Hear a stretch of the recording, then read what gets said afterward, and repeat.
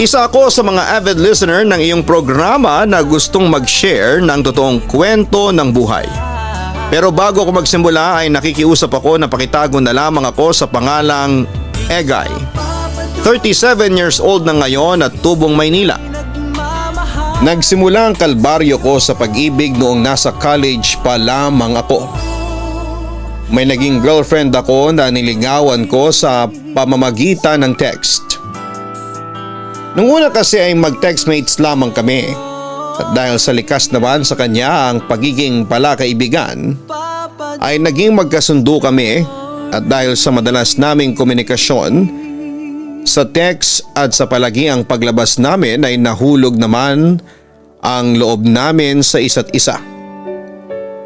Agad naman ako nagkaroon ng lakas ng loob na tanungin siya kung pwedeng maging girlfriend ko siya. At tulad ng inaasahan ay pumayag naman siya. Pero kahit na umabot na noon sa 6 months ang relationship namin ay medyo naguguluhan pa rin ako sa mga nararamdaman ko sa kanya. Mayroong pagkakataon na parang gusto ko siyang hiwalayan pero hindi ko noon magawa dahil na rin sa hiya sa mga magulang ng girlfriend ko. Pero papadudot ilang linggo bago ko umalis papunta ng ibang bansa para magtrabaho ay isang katotohanan ang nadiskubre ko tungkol sa girlfriend ko. Kahit na malakas ang ulan at nilalagnat ako ay nagpa siya kung lusubin siya sa kanyang bahay para kumprontahin. Aya, mag-usap nga tayo, ang sabi ko kay Aya noong gabing yon. Teka Egay, bakit ka ba nagkakaganyan ha? Nagtataka naman niyang tanong sa akin. Ngunit nakita ko sa kanyang ekspresyon na kinabahan din siya dahil naramdaman siguro niya ang aking ibig sabihin. Tapatin mo nga ako. Anong papel ni Robert sa buhay mo? Diretsang tanong ko naman sa kanya. Hindi naman siya kaagad nakapagsalita. Ano? Teka, ano ba yung sinasabi mo? Kinakabahan niyang sabi sa akin. Nagkaharap kami ni Robert. Inamin niya sa akin na meron kayong relasyon. At alam mo pa ang kinasama ng loob ko? Pinagmamalaki pa niya sa akin na may nangyari sa inyong dalawa. Ang sabi ko pa sa kanya habang umuubo. Hindi siya nakapagsalita, siguro ay nag-iisip pa siya ng pwedeng i-alibay. Pero halata ko sa reaksyon ni Aya na guilty siya. Alam mo, gusto kitang saktan sa totoo lang. Pinipigil ko lang ang sarili ko kasi kahit na niloko mo ko, nananaig pa rin ang pagmamahal ko sa iyo. Halos maiyak ako nang sabihin ko yon sa kanya. Bakit mo ba ginagawa sa akin to ha? Ano ba ang ginagawa ko sa iyong masama? Hirap na hirap ako ng sandaling yon dahil sa inaapoy na ako ng lagnat. Hindi ko mahal si Robert Egay. Kaibigan lang ang turing ko sa kanya. Pero inakit niya ako. Oo, maaaring may nangyari sa amin. Pero hindi ko kagustuhan yon. Pag-amin niya sa akin. Hindi ko naman nagustuhan ang kanyang sinabi. Anong hindi kagustuhan? Huwag mo nga akong lokohin. Galit na wika ko sa kanya. Egay, maniwala ka sa akin. Ikaw ang mahal ko. Mahal kita. Insist niya sa akin. Pero hindi ko siya magawang paniwalaan noon. Patawarin mo na ako, nagmamakaawa niyang sabi sa akin. Walang kapatawaran niyang ginawa mong panloloko sa akin. Minahal naman kita. Hindi naman ako nagkulang sa iyo. Pero sa lahat ng ibinigay kong pagmamahal sa iyo, eto lang palang igaganti mo sa akin. Wala akong kalam-alam na pinagtataksilan mo na ako. Tama na Aya. Maghiwalay na tayo. Ang sabi ko sa kanya. Pero bago ko umalis ay umikot ang aking paningin at nawalan ako ng malay sa loob ng bahay ni Aya. Nagising na lamang ako kinabukasan na nakahiga sa sofa at inaalagaan ni Aya. Naroon din ang kanyang ina na noon ay dumalaw sa kanyang anak. Buti naman at nagising ka na. Halika, mag-usap tayo. Seryosong wika sa akin ng ina ni Aya. Nasabi sa akin ng anak ko, na nag-live-in na raw kayo. Ha? Ano pong sabi ninyo? Nagulat ako sa tanong nito at tahasang kong pinasinungalingan yon. Hindi po kami nagli-live-in. Nagli-live-in na po kami, inay. Sa katunayan po ay 6 months na po kami nagsasama. Pagsisinungalin naman ni Aya. Siyempre agad naman akong pumalag. Teka Aya, huwag ka namang magsinungaling. Kung ganun pala dapat magpakasal na kayo bilang magulang ni Aya. Ay nag-aalala ako sa reputasyon ng anak ko. Hindi magandang pakinggan na binabahay mo lang si Aya. Ayaw kong maagrabyado ang anak ko kaya Egay, pakasalan mo na ang anak ko. Demand sa akin ng ina ni Aya. Pero hindi po kami nagli-live-in. Pagmamatigas ko. Huwag mo nang itanggi pa Egay. Natutulog ka sa bahay ng anak ko. Imposible namang walang nangyayari sa inyong dalawa. Galit na wika ng matanda. Paano niyo masasabi na nagli-live-in kami wala nga kayong makitang gamit ko dito sa bahay ng anak ninyo? Wika ko sa kanya. Ngunit ininsist pa rin ng nanay ni Aya ang gusto niya. Pakasalan mo ang anak ko Egay. Naging maganda naman ang trato namin sa iyo. Tinuring kitang parang tunay na anak. At saka mahal na mahal ka ng anak ko. Panindigan mo ang anak ko bilang pagtanaw na rin ng utang na loob sa magagandang pagtrato na ibinigay namin ng asawa ko sa iyo. Ang sabi pa niya sa akin. Papa Dudut, hindi ko alam ang gagawin ko noon. Napasubo kasi ako sa kasunduang ayaw ko naman talagang gawin. Hindi ko naman magawang tumanggi na ikasal sa girlfriend ko kasi nahihiya ako noon sa mga magulang niya. Kaya pagkatapos ng kontrata ko sa ibang bansa ay pinakasalan ko ang girlfriend ko. Doon na rin ako nagpasyang magtrabaho na lamang dito sa Pilipinas at swerteng napasok ako sa isang Japanese restaurant bilang assistant supervisor. Pero Papa Dudut, hindi ko akalain na sa bago kong trabaho ay makikilala ko doon ang isang babae na magpapabago ng aking malungkot na buhay may asawa. Hinihintay ka ni Ma'am Jasmine sa labas. Mukhang sabay na naman kayong uuwi ha. Inform sa akin ng aking katrabahong si Wency. Oo nga kaya kailangan ko magpagwapo. Ang sabi ko sa kanya. Napangisi naman ng aking kaibigan. Ikaw ha Egay. Kung makaporma ka kay Ma'am Jasmine parang wala kang asawa. Hindi naman sa ganoon pero ayaw ko lang kasi na may pipinta sa akin si Ma'am Jasmine. O kahit sino man. Katwiran ko. Pero pare, napapansin ko na super close kayo ni Ma'am Jasmine. Para kasi kayong may relasyon. Diretsahang sabi ni Wency sa akin. Basta mag-iingat ka lang. Napatingin naman ako sa kanya at nagtataka. Bakit naman ako mag-iingat kay Jasmine? Tanong ko. Hindi mo ba alam na tinagurian ko worker killer yang si Jasmine? Aniya.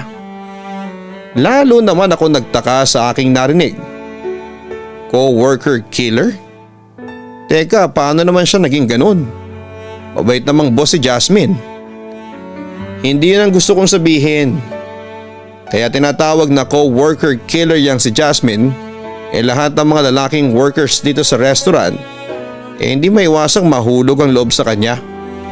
Sa madaling salita lahat kami rito napaibig niya. Marami nga sa amin dito ang nag-agree na woman to die for si Jasmine. Kaya ayun, binansagan siyang co-worker killer. Paliwanag ni Wency. Nagulat naman ako sa aking mga narinig. Mag-iisang buwan pa lamang ako sa restaurant na yon pero aaminin kong marami pa akong dapat na malaman lalo na kay Jasmine. Maya-maya ay nakita naming muling pumasok sa restaurant si Jasmine at agad itong dumiretso sa amin.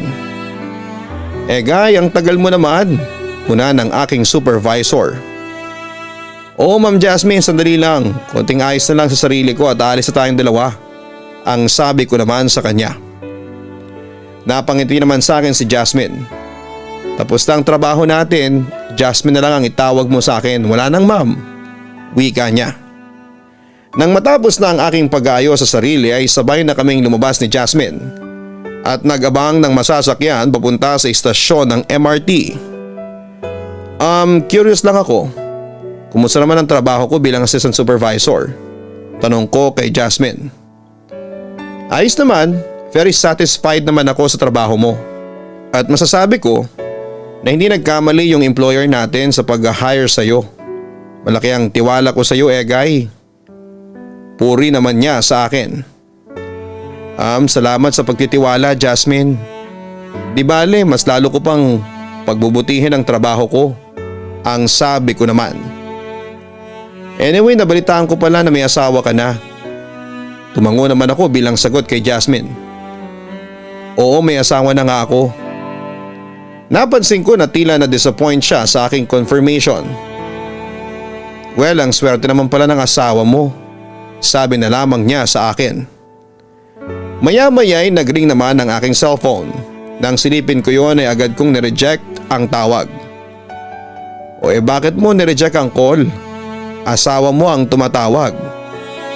Tumango lamang ako bilang sagot kay Jasmine. Nag-worry lang siguro ang asawa mo kaya siya tumatawag sa'yo. Baka naman sa madalas nating pagsasabay sa pag-uwi pagselosa na ako ng asawa mo. Sabi pa niya sa akin. Hindi yun mangyayari. At saka bakit naman magsiselos ang asawa ko magkaibigan lang naman tayo. Paniniguro ko naman. Malay mo, ma-misinterpret niya. Wala tayong ginagawang masama, Jasmine. Magkaibigan lang tayong dalawa. At saka huwag kang mag-alala. Kilala ko ang asawa ko. Hindi siya selosa. Wika ko. Pagkatapos noon ay iniba na namin ang usapan at masaya kaming umuwi sa kanya-kanya naming tahanan. Papadudod si Jasmine ang supervisor ng Japanese restaurant na pinagtatrabahuhan ko. Maganda, matangkad, sexy, masarap kausap. At higit sa lahat ay may magandang ngiti. Palakaibigan din si Jasmine at kahit kailan ay hindi siya umabuso sa tungkulin niya bilang supervisor. Kaya naman masasabi kong gustong gusto siya ng mga kapwa ko empleyado ng restaurant na yon. Papadudot, araw-araw ay lagi kaming magkasama ni Jasmine sa pagpasok hanggang sa pag-uwi sa trabaho. Hanggang isang araw ay napapansin ko na lamang na palagi ko na siyang hinahanap. Naging excited din ako sa pagpasok sa trabaho para lamang makita siya at kapag alam ko na parating na siya ay nagpapabango at nagpupulbos na ako para fresh ang datingan ko kapag magkasama kami. At yun nga, papadudot. Hindi ko na namamalaya noon na unti-unti nang nahuhulog ang damdamin ko sa kanya. Minado ako na mas mahal ko na si Jasmine kesa sa asawa ko. Inaamin ko naman na hindi ko minahal ang asawa ko kasi in the first place ay pinikot lamang niya ako. Samantala isang araw. Jasmine? Paano kung sabihin ko sa iyo na nag-aalinlangan ako noong sandaling yon kung ipagtatapat ko ba kay Jasmine ang totoo o hindi? Pero noong mapansin kong naghihintay ng kasagutan si Jasmine ay nagpasya na rin akong ipagtapat sa kanya ang katotohanan. Mahal kita. Halatang nagulat si Jasmine sa aking sinabi at inakala pa niyang nagbibiro ako. Egay ha? Ayan ka na naman eh. Ano yan, joke? Mukha ba ako nagbibiro ha, Jasmine? Seryoso kong tanong sa kanya. Pagkatapos noon ay natahimik kaming pareho at hindi siya makakibo dahil na rin sa pagkagulat. Simula pa lang nung unang beses na magkita tayong dalawa, talagang humanga na ako sa iyo. At heto nga, yung paghangang yun na-develop into love. Wika ko sa kanya makaraan ng ilang minutong katahimikan sa aming dalawa. Pero paano ka naman nakakasigurado sa mga nararamdaman mo para sa akin? Paano ko maniniwala sa iyo samantalang may asawa ka na at kasal ka sa kanya? Ang wika pa ni Jasmine. Basta mahal na mahal kita. Masaya ako kapag kasama kita at aaminin ko sa iyo na mahal kita kesa sa asawa ko. Pagtatapat ko. Samantala ay huminga ng malalim si Jasmine bago siya muling nagsalita. Guy, may aaminin din ako sa iyo eh. Mahal din kita. Kaso nagdadalawang isip ako kung pupursigihin ko ba itong nararamdaman ko para sa iyo. Ayaw kong manira ng pamilya. Ayaw kong maging dahilan para magkahiwalay kayo ng asawa mo. Ayaw ko na ako pang maging dahilan ng malaking problema sa buhay mo.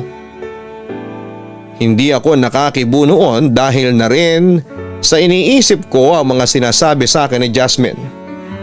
May punto siya. Malaking problema ang kakaharapin naming dalawa kapag pumasok kami sa isang pinagbabawal na relasyon. Masisira ang aking pamilya. Magsasuffer ang aking anak. Bukod doon ay kakayanin ko ba ng konsensya ko na saktan ang kalooban ng aking asawa. Pero Jasmine, kung pipigilan natin ito ay magdurusa rin tayo, ang sabi ko sa kanya. Ngunit agad niya akong kinontra. Mas magdurusa tayo kung gagawin natin ang alam nating mali. Jasmine, kahit kailan, hindi naging mali ang magmahal. Malungkot na wika ko. Oo, hindi mali ang magmahal. Pero alam mo naman siguro kung ano ang mali Guy. May asawa ka na. Sumumpa ka sa harap ng Diyos na mamahalin mo ang asawa mo. Paalala niya sa akin. Hindi ko kailanman minamahal ang asawa ko. Pinikot lang niya ako, Jasmine. At saka hindi ko siya makuhang mahalin kasi pinagtaksilan niya ako noon. Pagtatapat ko sa kanya. Pero asawa mo pa rin siya Guy. Insist niya sa akin. Hindi mo ba alam kung ano ang pwedeng mangyari kung sakaling gawin natin ang kamaliang yon, Guy? Marami ang magsasakripisyo sa gagawin natin at saka hindi yun kaya ng konsensya ko. I'm sorry Guy pero ayaw ko lang ng gulo. Sana maintindihan mo ko Guy. Yun ang huling sinabi sa akin ni Jasmine bago kami nagkalayo ng landas. Papadudot, despite of what happened ay pinagpatuloy ko pa rin ang pagiging sweet kay Jasmine. Naging madalas ang komunikasyon namin sa text at palagi na kaming lumalabas para mag-usap at mag-date. Hindi ko alintana na may asawa ako kasi noong panahong yon ay wala na akong pakialam pa sa kanya. Sa kabilang banda kahit na todo effort pa rin ako ay hindi pinansin ni Jasmine ang pagmamahal ko. Ngunit hindi pa rin ako sumuko. Sinumpa ko sa sarili ko na gagawin ko ang lahat, mapasa akin lamang siya. Papadudot, ako yung tipo ng lalaking hindi madaling sumuko sa laban.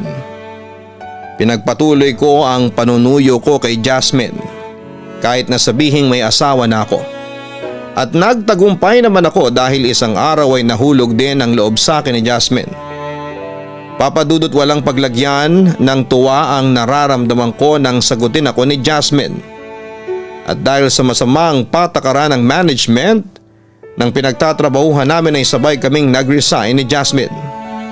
Bagamat hindi na kami naging magkatrabaho ay madalas ko naman siyang dalawin sa kanyang boarding house.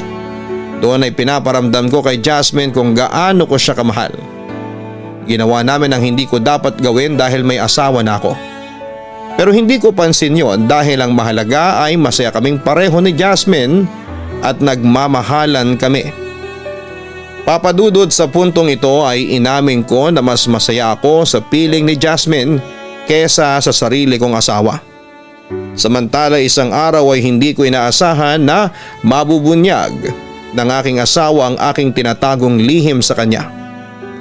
Naliligo ako isang gabi nang bigla kong maalala na naiwan ko ang aking cellphone sa ibabaw ng ref. Natakot ako na baka mabasa ni Aya ang nilalamang messages ng cellphone ko. Kaya naman dali-dali kong binanlawan ang katawan ko at lumabas. Ngunit huli na ang lahat dahil nakita kong hawak-hawak na ng asawa ko ang aking cellphone. Guy, magtapat ka nga sa akin. Sino si Jasmer? Nagdududang tanong ni Aya sa akin. Nagpapalitan kami ng text messages ni Jasmine pero inaba ko ang pangalan niya sa aking cellphone. Ginawa kong pangalan ng lalaki nang sa ganon ay hindi magduda si Aya. Sakaling makuha niya ang cellphone ko.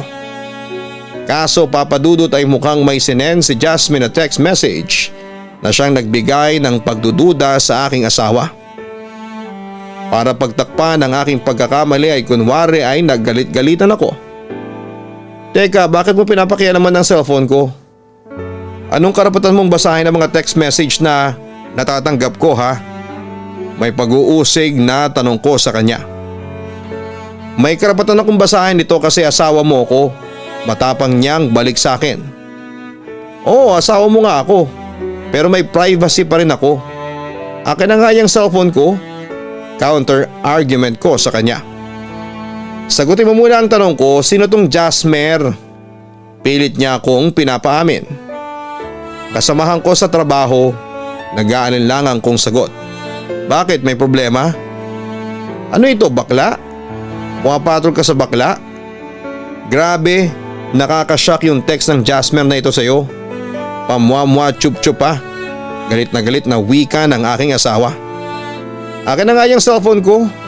Demand ko sa kanya at wala namang nagawa si Aya kundi ang ibigay sa akin ang aking cellphone. Malakas ang kutob ko Egay, hindi bakla o lalaki yang si Jasmer. Sinong babae yan ha Egay? Kabit mo? Nanggigigil niyang tanong sa akin. Nagpa siya akong magsinungaling noon sa asawa ko. Huwag ka mag-isip sa akin ng masama Aya. Wala akong kabit at kahit kailan, hindi pumasok sa isipan ko ang magtaksil. Teka, ako nga dapat na magtanong niyan sa iyo kasi ikaw kilala kita na nangaliwa ka na. Ibinalik ko sa kanya ang kanyang akusasyon sa akin. Napiko naman sa akin ang asawa ko at isang malakas na sampal sa mukha ang aking natanggap mula sa kanya. Matagal na yun Egay. Oo, maaari nagtaksil ako sa iyo dati. Pero pinagsisihan ko na yun. Naiiyak niyang sagot sa akin. Sa palagay mo maniniwala pa ako sa iyo? Hindi at saka pakialam mo ba kung magtaksil ako? Kung kaya mo magtaksil sa akin noon, kaya ko rin. Pero hindi pa natatapos ang sasabihin ko nang makatikim ulit ako ng sampal sa kanya. Nagtaksil man ako sa iyo, pero hindi tayo mag-asawa noon. Pero ikaw wala kang karapatang mangaliwa kasi mag-asawa na tayo. Galit na sigaw sa akin ni Aya. Huwag kang patawa Aya. Basta sinabi ko na sa iyo, hindi ako nagtataksil sa iyo. Ngayon kung ayaw mo maniwala wag. Hindi kita pinipilit. Wika ako sa kanya bago ko umalis at tumungo sa aking kwarto para magbihis. Hetong tatandaan mo. Hindi ko pa ihintulutan na lokohin mo ko. Hindi ako papayag na may kahati ako sa iyo. Akin ka lang Egay. Akin ka lang. Narinig kong sigaw pa ni Aya sa akin. Papadudot kahit na nakakahalata na ang asawa ko noon ay pinagpatuloy namin ni Jasmine ang pagmamahala namin. Ilang beses na hinarap ng asawa ko si Jasmine. Sa kabilang banda ay pinaglaban ako ni Jasmine kahit na aminado siyang wala siyang kalaban-laban at karapatan dahil kabit ko lamang siya. Pero hindi ko hinayaang maapi si Jasmine at mas pinaburan ko siya kesa sa sarili kong asawa. Samantala isang araw, anong karapatan mong lusubin si Jasmine sa boarding house niya? Kumpronta ko sa aking asawa. May karapatan akong lusubin siya kasi mga agaw siya. Dapat lang sa kanya ang pagsampalin at ingud-ngud sa sahig kasi kabit siya. Pagmamalaki niyang sabi sa akin. Ngunit sa sobrang galit ko ay pinagsasampal ko at kinaladkad papasok ng aming bahay ang aking asawa. Alam mo Aya, pinagsisisihan ko na ikaw pa ang napangasawa ko. Nagsisisi ako kasi pinakasalan pa kita. Kahit kailan Aya hindi kita minahal, ang sabi ko sa kanya. Napakasama mo Egay. Anong klase kang lalaki? Hysterical na wika ni Aya pagkatapos ay humagulhol ito. Aya oo, maaaring asawa mo ko. Pero kahit kailan ay hindi kita makukuhang mahalin. Kinakasuklaman kita. Kinakamuhian ko kayo ng mga magulang mo. Paninisi ko pa sa kanya. Huwag mong idamay dito ang mga magulang ko. Galit na balik sa akin ang asawa ko. Ngunit nagpatuloy lamang ako. Salot ang mga magulang mo. Kung hindi dahil sa kanila sana masaya ako sa buhay ko ngayon. Kung hindi dahil sa pamimilit nilang maikasal sa'yo, sana masaya ako kapiling ngayon si Jasmine. Oo Aya, mahal na mahal ko siya. Siya yung pinapangarap kong makasama at pakasalan. Hindi ikaw, ang sabi ko pa sa kanya. Alam kong nanlumo si Aya nang marinig niya ang mga sinabi ko. Bakit? Anong meron ba sa Jasmine na yan na wala sa akin? Binigay ko naman sa iyo ang lahat. Nagpakabuti akong asawa sa iyo. Minahal kita. Hindi pa ba sapat yon para mahalin mo rin ako? Wika niya. Sige, pagpatuloy mo yung pangangabit mo. Pero sinasabi ko sa iyo Egay, gagawin kong miserable ang buhay ninyo ni Jasmine. Hindi ko kayo titigilan. Idedemanda ko ang babaeng yun. Pagbabanta pa niya. Sige, gawin mo. Hindi ako natatakot sa iyo. Hamon ko pa sa kanya. Talaga? Paano yung mga pagbabanta sa iyo ng mga magulang ko, Egay? Hindi sila magdadalawang isip na ipapatay ka. Tototohanin nila yon. O baka naman gusto mo na si Jasmine ang gawa namin ng hindi maganda. Pagbabanta pa ni Aya. Pero hindi ako nagpatinag noon, Papa Dudut. Basta simula ngayon ha. Tinatapos ko ng ugnayan natin dalawa. Wala akong pakialam kung magdemanda ka o ipapatay mo pa ako sa kung sinong Herodes dyan. Heto lang ang tatandaan mo Aya. Hindi ako natatakot sa iyo. Panduduro ko pa sa kanya. Pagkatapos noon ay nagbalak na akong lumabas ng bahay. Sige kung aalis ka mag-iskandalo ako. Ilalabas ko ang mga baho mo. Panibagong banta niya sa akin. Di ilabas mo. Sino ang magmumukhang kawawa? Ikaw. Sasabihin nilang napaka-desperada mo. Sarkastiko ko pang wika sa kanya. Sige Egay, umalis ka. Iwanan mo ko. Pero hetong tatandaan mo. Magpapakamatay ako. Wika niya pagkatapos ay mabilis na tinungo ang kusina. Pagbalik niya ay may hawak na siyang kutsilyo at balak na niya yung itarak sa kanyang leeg. Nakikita mo itong kutsilyong hawak ko? Isasaksak ko ito sa leeg ko. Sige, iwanan mo ako. Pagbabanta pa niya sa akin. Siyempre nataranta ako sa kanyang gagawing pagpapakamatay kaya sa huli nag-decide na lamang ako na ipagpaliban muna ang aking pag-alis.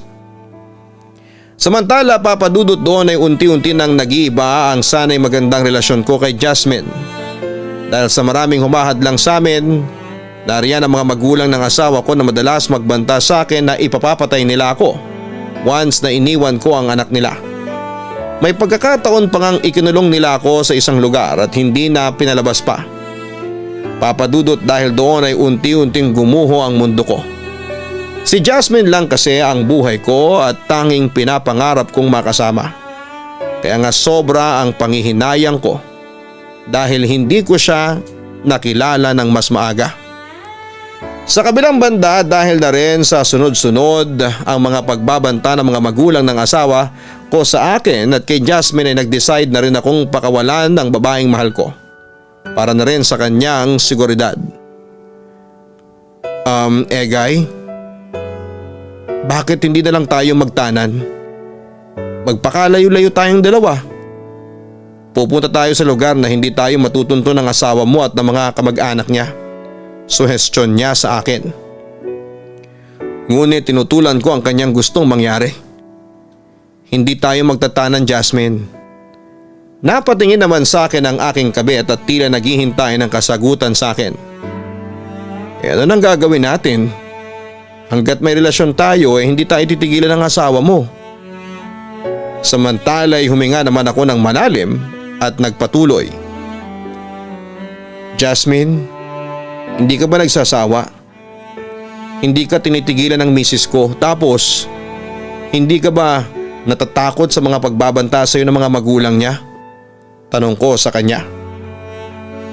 Hindi ako natatakot Egay. Kahit na sabihin pa niyang idedemanda pa niya ako, wala akong pakialam. Handa kong harapin si Aya. Ipaglalaban ko ang pagmamahal ko sa iyo. Insist pa ni Jasmine sa akin. Sa totoo lang ay nakukonsensya na ako. Hindi kakayanin ng konsensya ko na may mangyari sa iyong masama, Jasmine. Mahal na mahal kita, kaya ayaw kitang mapahamak. Wika ko. Kaya makikipaghiwalay na ako sa iyo pag-amin ko sa kanya. Natigilan si Jasmine at kitang-kita ko na gusto niyang umiyak sa aking harapan. Guy, huwag ka namang magbiro sa akin ng ganyan. Gusto ko nang itigil itong relasyon natin, Jasmine. Mahal na mahal kita pero kailangan kong gawin ito para na rin sa ikakatahimik ng buhay mo. Paliwanag ko. Pero mahal kita Guy. Insist niya sa akin. Pero nagpatuloy ako sa pagsasalita. Simula nung dumating ako ay gumulo na ang buhay mo. At saka natatakot ako kasi hindi sa lahat ng oras maipagtatanggol kita laban sa mga taong mananakit sa iyo. Jasmine, sana mapatawad mo ko. Sa puntong yon ay umiyak na si Jasmine sa aking harapan. Gusto pa niyang subukan na bawiin ko ang aking sinabing ngunit buo na noon ang desisyon ko. Kaya sa huli wala na siyang nagawa kundi ang tanggapin na lamang na tapos na kami. At yun nga papadudo, tuluyan ko nang pinalaya si Jasmine dahil alam ko na hindi siya patatahimikin ng misis ko. Ayaw ko siyang masaktan o mapahamak ng dahil lamang sa akin. Kaya kahit na masakit sa akin ay kailangan ko na siyang palayain at kalimutan. Sa ngayon papadudot ay wala na akong balita pa kay Jasmine. Tungkol naman sa amin ng asawa ko ay mas lalong lumala ang sitwasyon namin. Kalbaryo ngang may tuturing ang pakikisama ko sa misis ko. Kaya madalas kong hilingin na sana'y mamatay na lamang ako kesa mabuhay na punong-puno ng pagdurusa. Papadudot, hanggang dito na lamang po ang aking sulat and thank you in advance. Kung mapipili po ninyong ma-upload sa inyong YouTube channel ang kwento ko. More power sa Papadudot Stories at sana'y magpatuloy pa ang pamamayagpag ng inyong napakagandang programa. Lubos na gumagalang, Egay. Kalbaryo ang buhay ninyong mag-asawa dahil palagi mong iniisip na masama ang iyong asawang si Aya. Palagi mo siyang sinisisi sa pagkakamali niya sa iyo dati at ni minsan ay hindi mo siya sinubukang patawarin.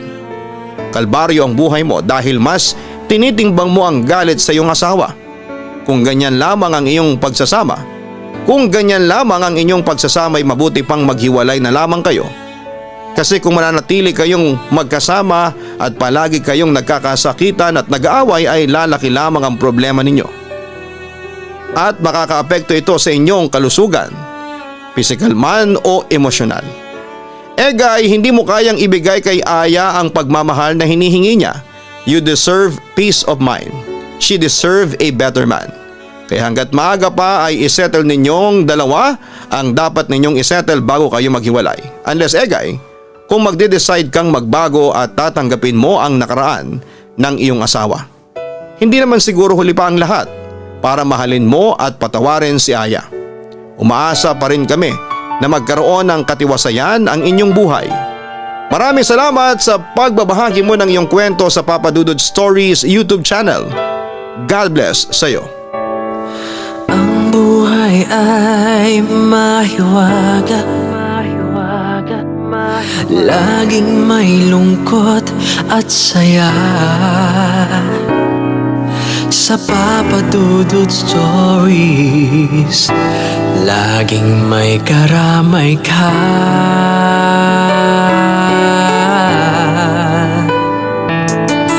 Mga problemang kaibigan, dito ay pakikinggan ka.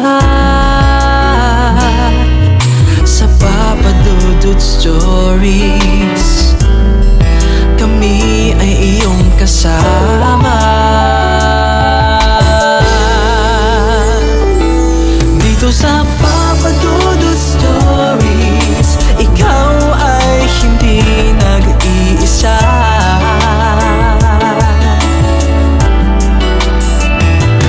Dito sa Papadudod Stories, may nagmamahal sa'yo. Papadudod Stories.